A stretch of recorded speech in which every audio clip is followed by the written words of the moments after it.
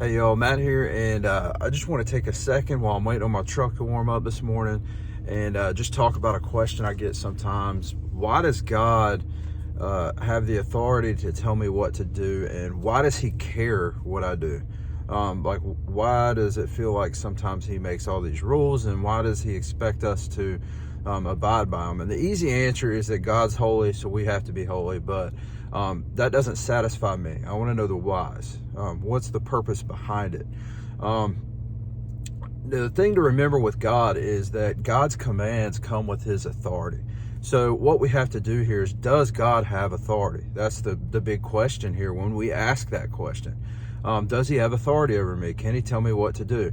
We know in our society, the only thing that gives a police officer the authority to come and arrest you is his badge. He was given that authority. So what gives God the authority? And the thing to remember is that God was uncreated. He's always been. And as the creator, He gets His authority. He has that authority. The easiest way for me to think about this is the example of a house. So if I create a house, I build my own house, and I move all my furniture in, and one night I'm hanging out on the couch watching TV, watching the basketball game, the race, the baseball game, whatever, and somebody comes up, knocks on my door, and or better yet, they just walk in the door and go to the bathroom and shut the door, and they just sit there playing on their phone or whatever. I'm probably not going to be okay with that. More than likely, I'm gonna, at a minimum, call the police and be like, why are you in my house? You have no authority to be in my house, right?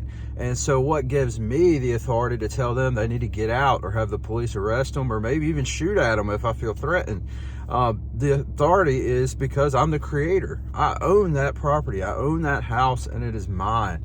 And it's no different with God. Because God created everything, He has the authority to tell us what we need to do, to expect that holiness from us.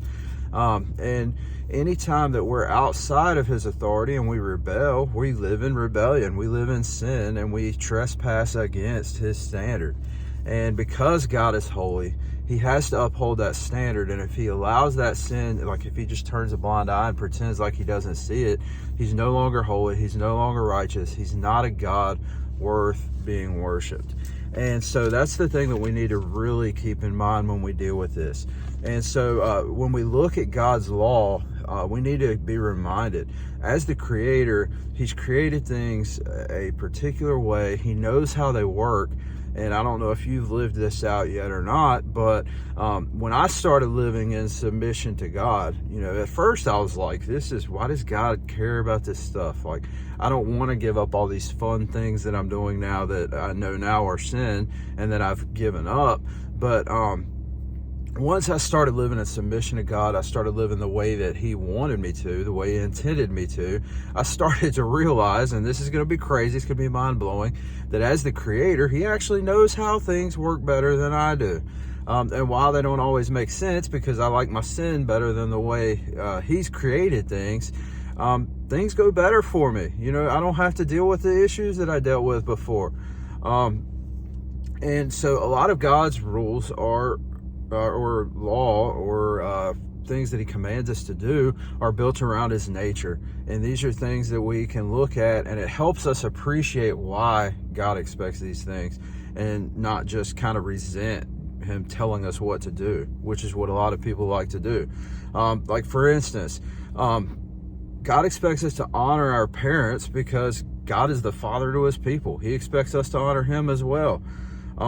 He expects us not to murder each other or kill people because God alone gives life as the creator. He's the only one that has the authority to give life, or the capability, and He's also the only one with authority to take it. And because we are created in God's image, we are created with a importance to where we don't kill another person. It's not the same as eating a cow or something like that. They're not the same because of that. Because we are created in the image of God, He's the only one that has that authority.